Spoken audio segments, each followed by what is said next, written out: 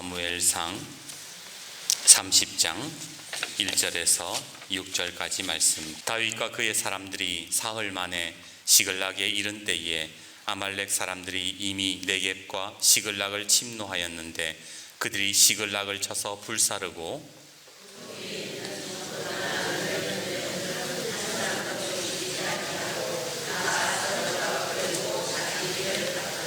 다윗과 그의 사람들이 성읍에 이르러 본즉 성읍이 불탔고 자기들의 아내와 자녀들이 서로 잡혔는지라.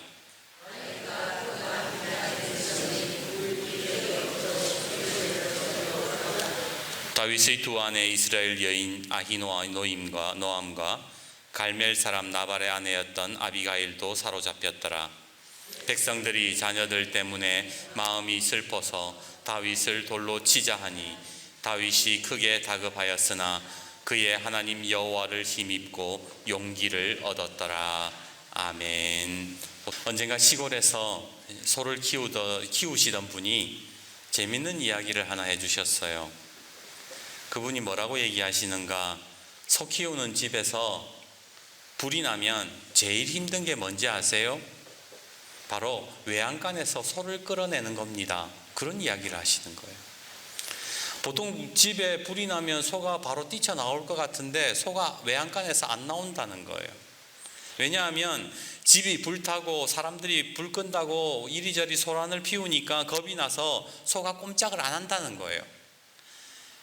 아무리 힘센 장사가 끌어내도 꼼짝 안 하는 소를, 그런데 이런 소를 끌어내는 방법이 있대요.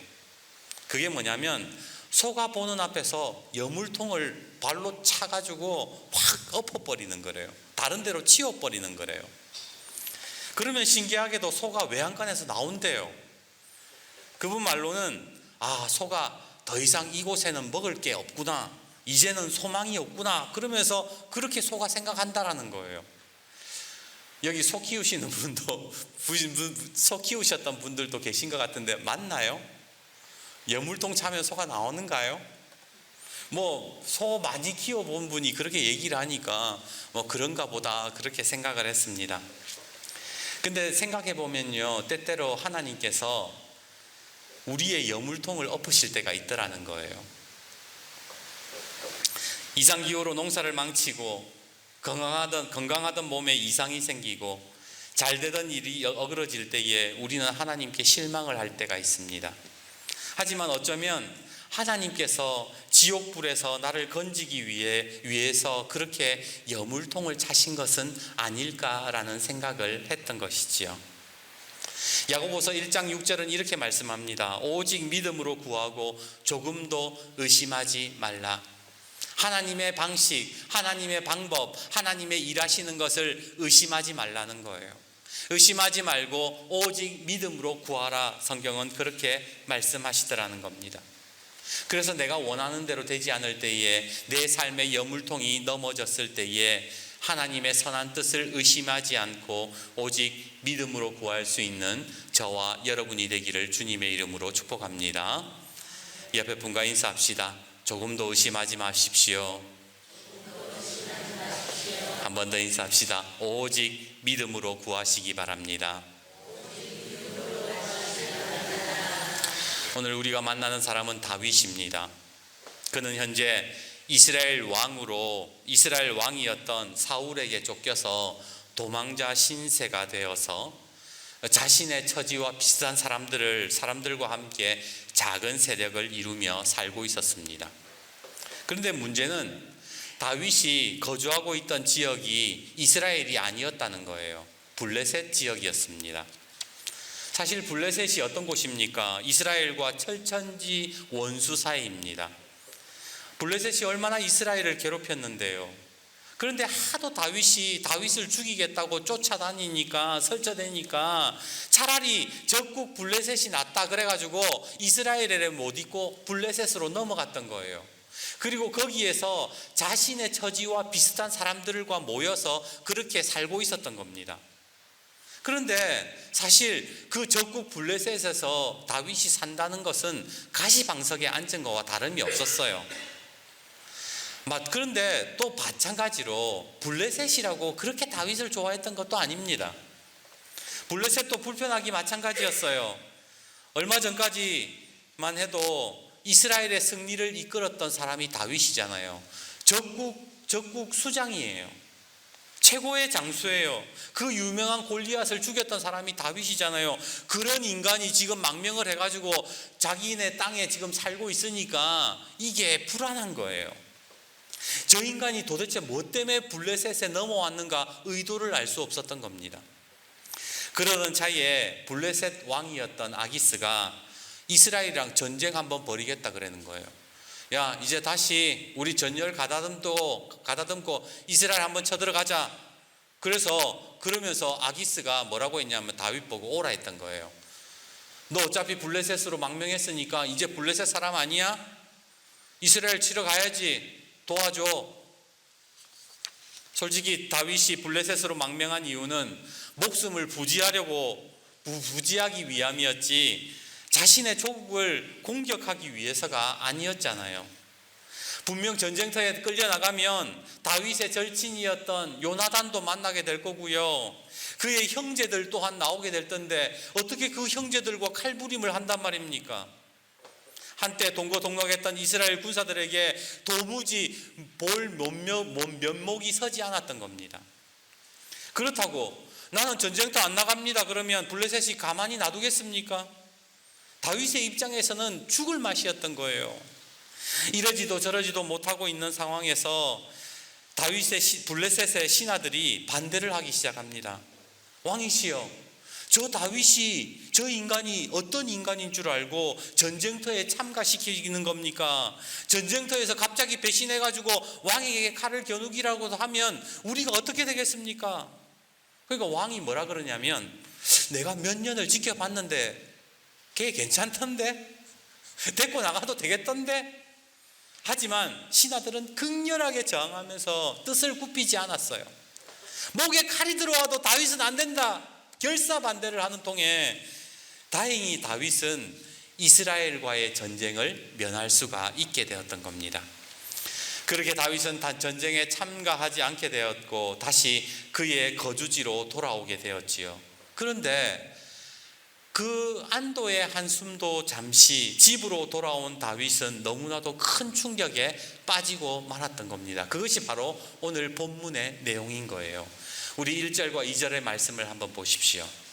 다윗과 그의 사람들이 사흘 만에 시글락에 이른 때에, 그러니까 전쟁터에 나갔다가 이제 그게 다 무산이 돼서 돌아와서 사흘 만에 자기 고향 자기 집으로 돌아왔을 때에 아말렉 사람들이 이미 네겝과 시글락을 침노하였는데 그들이 시글락을 쳐서 불사르고 거기에 있는 젊거나 늙은 여인들은 한 사람도 죽이지 아니하고 다 사로잡아 끌고 자기 길을 갔더라.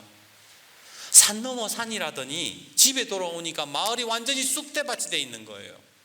집들은 다 불에 타버렸고 처자식은 다 사라졌어요. 생사 여부도 알 수 없고 이 납치범들이 어디로 이들을 끌고 갔는지 알 길이 없는 거예요. 낭패도 이런 낭패가 없었던 겁니다. 감정에 복받친 부하들이 하나둘씩 소리내어 울기 시작하고 다윗은 어찌할 바 모르는 상황. 그때 누군가가 소리를 지르기 시작합니다. 다윗이 우리를 블레셋으로 데려가지 않았다면 이런 일도 없었을 것이다. 이 모든 책임이 저놈에게 있다. 그렇게 하나둘씩 원망을 쏟아내더니 급기야 돌을 들고 다윗을 죽이려고 했던 것이지요. 사실 제일 억울한 사람은 다윗입니다. 갈 곳 없는 인간들 받아준 게 누군데, 블레셋 전쟁에 참가시킬 만큼 세력을 키우고 마을을 만들어서 사람 대접받으며 살게 해준 게 누군데 지금 다윗에게 돌을 던지려고 한단 말입니까? 어쩌면 제일 억울하고 가장 원망이 커야 할 사람이 다윗일 텐데 오늘 6절은 다윗이 이렇게 행동했다고 증언하고 있습니다. 우리 6절 같이 한번 읽어봅시다. 6절입니다. 시작. 백성들이 자녀들 때문에 마음이 슬퍼서 다윗을 돌로 치자 하니 다윗이 크게 다급하였으나 그의 하나님 여호와를 힘입고 용기를 얻었더라. 오늘 우리가 살아가면서 다윗처럼 다급할 때가 있어요.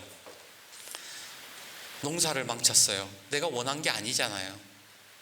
갑자기 몸에 문제가 생겼어요.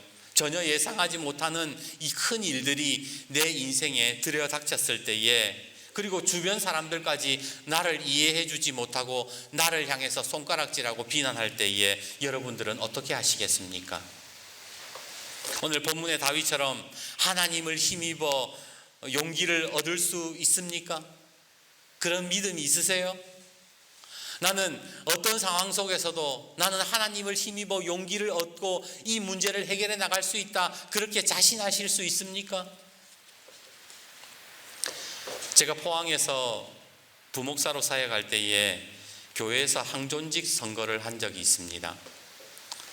여러분도 아시다시피 항존직 선거는 단순히 그냥 장로님, 안수 집사님, 권사님 뽑는 것 같지만 굉장히 조심스럽고 민감한 문제예요. 왜냐하면 그 과정 속에서 상처받는 사람들이 꼭 생기거든요. 그리고 문제를 제기하는 사람들이 꼭 한두 사람씩은 있습니다. 그리고 사람이 적으면요, 투표나 개표도 빨리 끝나고 문제가 생겨도 바로바로 수정이 가능하거든요.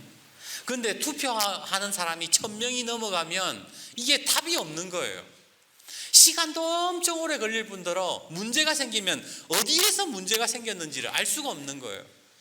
또다시 그 1000개나 되는 그 개표를 다시 투표를 용지를 확인해야 되니까 이게 아주 큰 일이죠. 보통 2시에 투표를 시작하면 기본이 저녁 7시, 8시에 끝나요. 늦어지면 밤 9시도 넘기는 일도 있었기에 이번에는 그러지 말고 다 수작업으로 하지 말고 이번에는 컴퓨터를 한번 써보자. 컴퓨터 쓰면은 금방 이게 되니까요. 그런 제안이 들어왔어요. 그래서 그 투표함을 7개 만들고 7개의 그 개표하는 팀들을 만들고 노트북 7개의 엑셀 파일을 깔아다가 거기에다가 기본값 설정하고 그렇게 이제 그 입력해서 통합하면 보통 한 3시간 정도 줄일 수 있다라는 그런 결론이 나오게 된 거예요. 그래서 그날 처음으로 컴퓨터로 개표를 했었지요. 근데 아니나 다를까 또 문제가 생겼습니다. 프로그램이 오류를 일으킨 거예요. 왜 보통 사람들이 볼 때에 저분은 진짜 이번에 장로님이 될 수 있겠다, 저분은 권사님이 될 수 있겠다, 이런 그냥 대략적인 그런 분위기가 있잖아요. 그런데 그런 사람들이 다 떨어지는 거예요. 전혀 예상하지 못하는 사람들이 다 득표율이 막 어마어마하게 올라가가지고 막 장로가 되고 권사가 되고 그런 일이 일어났던 겁니다. 뭔가 좀 이상하다, 이거 지금 문제가 있다. 그래서 장로님 한 분이 이의를 제기해가지고 다시 프로그램 한번 살펴봅시다, 다시 개표 이거 확인해 봅시다. 그래가지고 보니까 진짜 프로그램에 문제가 있었던 겁니다. 진짜 문제는 그렇게 순위가 뒤바뀌면서 항존직이 되었다고 좋아했던 사람들이 탈락을 하게 됐잖아요. 상처를 받은 거예요. 나는 장로 됐다고 좋아했는데, 막 성도들의 표정이 막 싸늘하고 교회 분위기가요 완전히 막 찬물 끼얹은 듯이 너무나도 막 쫙 가라앉았어요. 근데 담임 목사님이 저한테 갑자기 화를 내는 거예요. 내가 그만큼 철저히 준비하라고 했잖아, 이거 어떻게 할 거야, 어떻게 할 거냐고. 사람들이 보는 앞에서 저한테 막 화를 내는 거예요. 솔직히 저 억울했어요. 컴퓨터 사용해서 선거하자고 제가 얘기한 거 아니거든요. 제가 컴퓨터를 쓰자고 한 적이 없어요. 두 번째, 그 프로그램은 제가 만든 게 아니에요. 세 번째, 컴퓨터에 누군가가 득표수를 잘못 기입해가지고 프로그램이 잘못된 건데, 근데 왜 그걸 제가 뒤집어 써야 되는 겁니까? 그 많은 사람들 앞에서 계속 저한테 막 똑바로 못했다고 막 뭐라 하는 거예요. 그 책임을 묻는 목사님이 이해가 되지 않는데, 하라는 대로 했을 뿐인데 모든 성도들이 보는 앞에서 왜 저에게 책임을 떠넘기는 걸까요? 그렇다고 해서 내 편이 되어주는 사람도 없었어요. 담임 목사가 추궁하니까 마치 제가 그렇게 잘못을 한 사람처럼 그렇게 사람들이 받아들이더라고요. 사람들이 아이고 뭐 똑바로 좀 하지, 저한테 그런 얘기를 하는 거예요. 너무 분하고 억울한 거예요. 내가 잘못한 게 없는데 왜 내가 덤탱이 써야 돼? 어떻게 담임 목사라는 사람이 자기의 책임을 아랫사람에게 떠넘기는 거야. 진짜 못됐다. 뭐 이런 분노가 막 올라오는 거예요. 속상함과 분이 가라앉지 않는데 집에 돌아와서도요, 너무 억울한 거예요. 막 진짜 눈물이 나고 정말로 나 이거 부목사 때려치우고 싶다 이런 생각들이 막 들었어요. 그때 성령님께서 저에게 주신 찬송가가 하나 있어요. 그게 바로 설교 전에 불렀던 찬송가 272장이었습니다. 272장 2절은 이렇게 찬양합니다. 낭패와 실망 당한 뒤에 예수께로 나옵니다.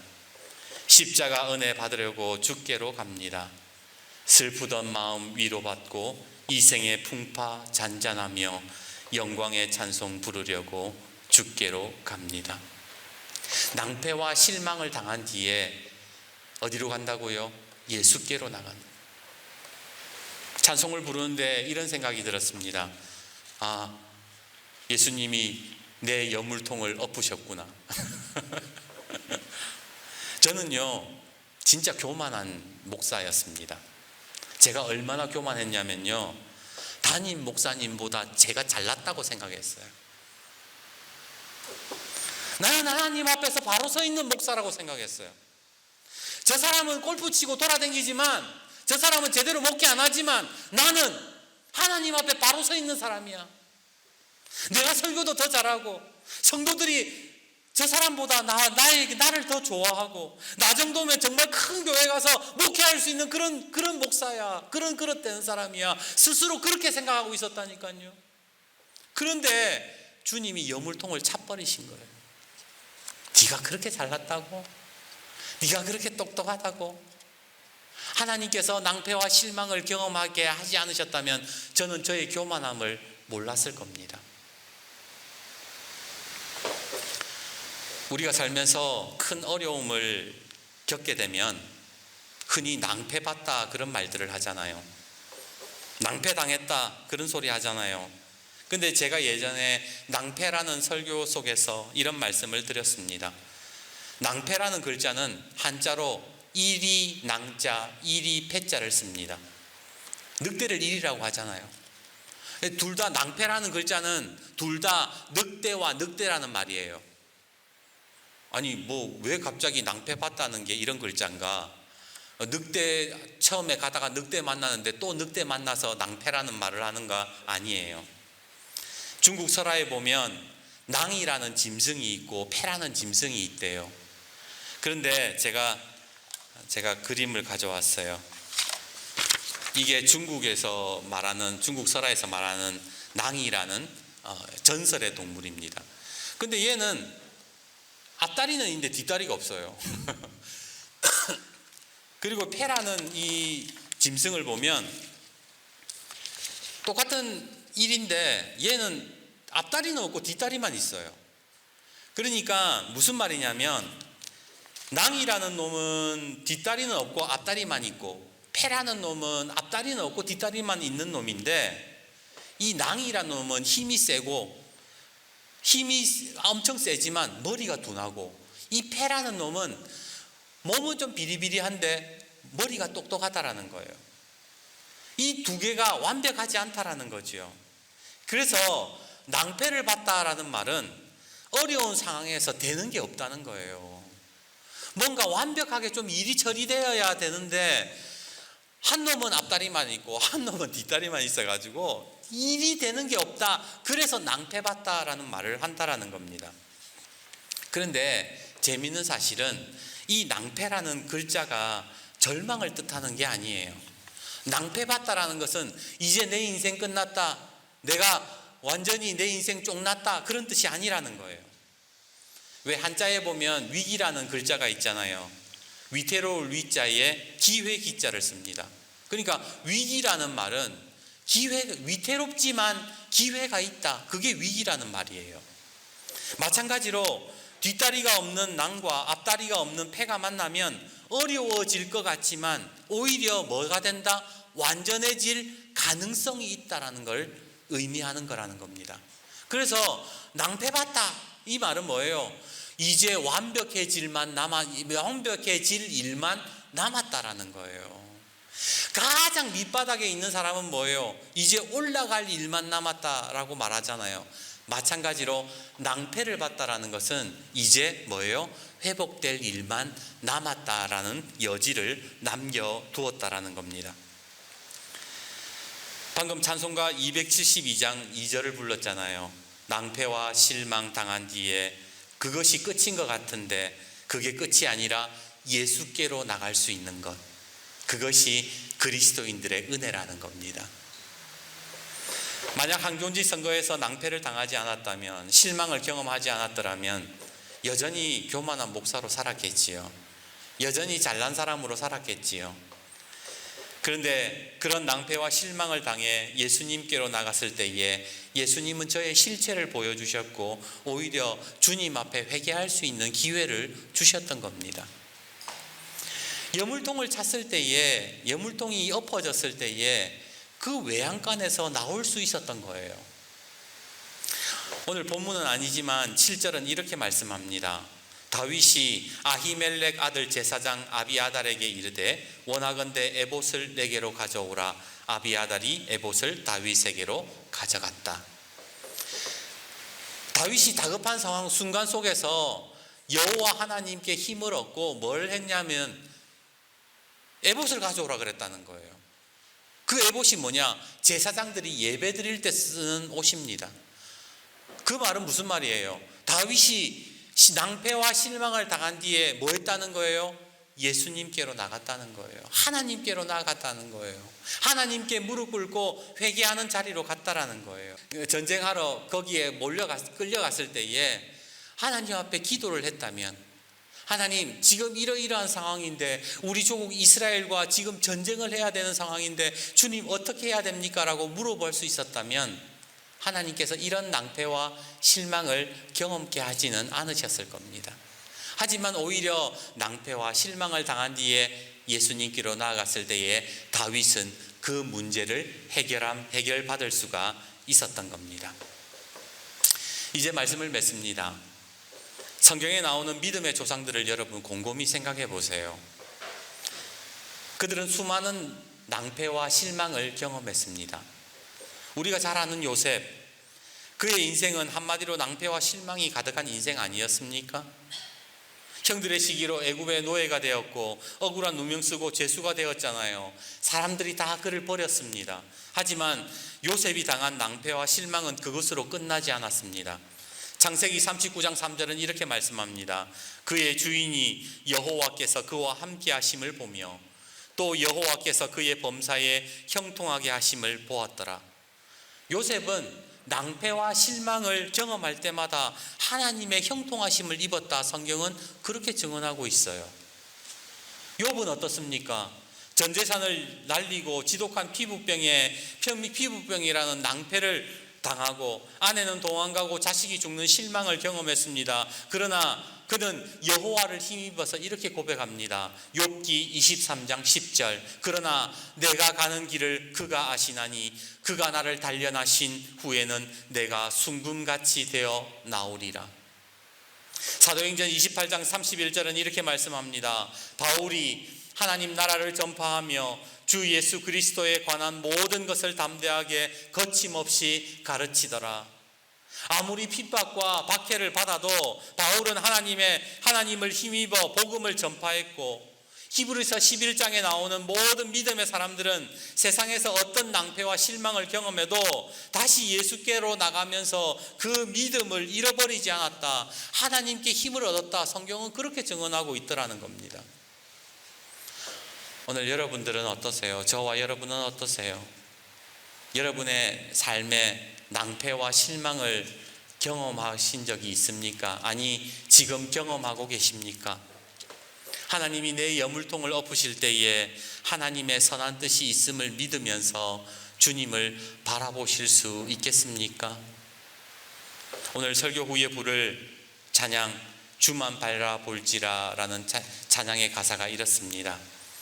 하나님의 사랑을 사모하는 자, 하나님의 평안을 바라보는 자, 너의 모든 것 창조하신 우리 주님이 너를 얼마나 사랑하는지, 하나님께 찬양과 경배하는 자, 하나님의 선하심을 닮아가는 자, 너의 모든 것 창조하신 우리 주님이 너를 자녀 삼으셨네. 하나님 사랑의 눈으로 너를 어느 때나 바라보시고 하나님 인자한 귀로서 언제나 너에게 귀 기울이시니 어두움에 밝은 빛을 비춰주시고 너의 작은 신음에도 응답하시니 너는 어느 곳에 있든지 주를 향하고 주만 바라볼지라. 낭패와 실망을 경험한 뒤에도 주님을 바라볼 수 있다면 우리는 하나님의 사랑을 경험할 수 있게 될 것입니다. 오늘 여러분의 삶에 실망이 가득하다면, 뭔가 일이 제대로 되지 않고 뭔가 내 삶에 어그러진 것이 있다면 그 낭패 속에 하나님의 섭리, 하나님의 인도하심을 다시 바라보고 기도할 수 있기를 바랍니다. 주님을 바라볼 때에 작은 신음에도 응답하시는 하나님의 응답을 경험하게 될 것입니다. 그러기에 낭패와 실망 속에서도 절망하지 않고 주님을 바라보고 오늘 여호와 하나님을 힘입어서 살아가는 저와 여러분이 되기를 주님의 이름으로 축복합니다.